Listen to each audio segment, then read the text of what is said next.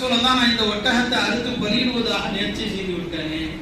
ஒட்டகம் என்னது, நீ எப்படிமா நேர்ச்சி செய்ய முடியும்? ஏன் ஒட்டகத்தை நீ எப்படி அறுத்து பலியிட முடியும்? அப்போதான் சொன்னாங்க, தனக்கு சொந்தம் இல்லாததை நேர்ச்சி செய்யக்கூடாதுன்னு சொன்னாங்க.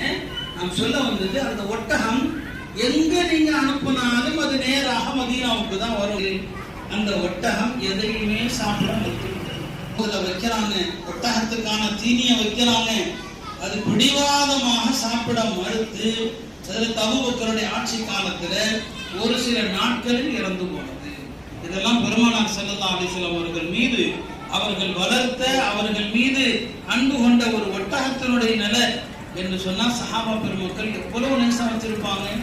ஒரு சஹாபி பெருமானார் ஸல்லல்லாஹு அலைஹி வஸல்லம் கிட்ட வந்து சொன்னாங்க, யா ரசூலல்லாஹ், எனக்கு உங்களை பார்த்துக்கிட்டே இருக்கணும், எங்க போனாலும் உங்களுடைய நினைவு தான், உங்களை பார்த்துக்கிட்டே இருக்கணும், உங்களை பார்க்கலன்னா எனக்கு அழுக வந்துடுதுன்னு சொன்னாங்க.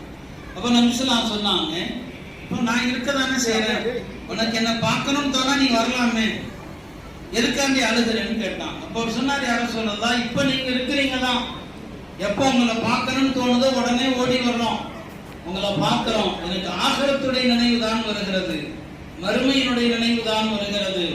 மறுமையில நபிமார்களாகிய உங்களுடைய அந்தஸ்து என்ன, என்னை போன்ற ஒரு சராசரி முஸ்லிமுடைய அந்தஸ்து என்ன, அங்க நாங்க எப்படி உங்களை பார்க்க முடியும்?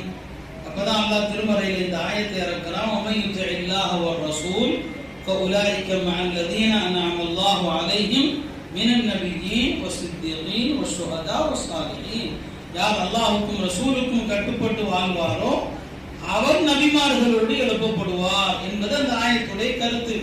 அப்ப பெருமானார் ஸல்லல்லாஹு அலைஹி வஸல்லம் அந்த தோழரை அழைத்து சொன்னாங்க, தோழரை கவலைப்பட வேண்டாம், நீர் என்னை நேசித்தால் என்னோடு தான் இருப்பீர்கள் சொன்னாங்க.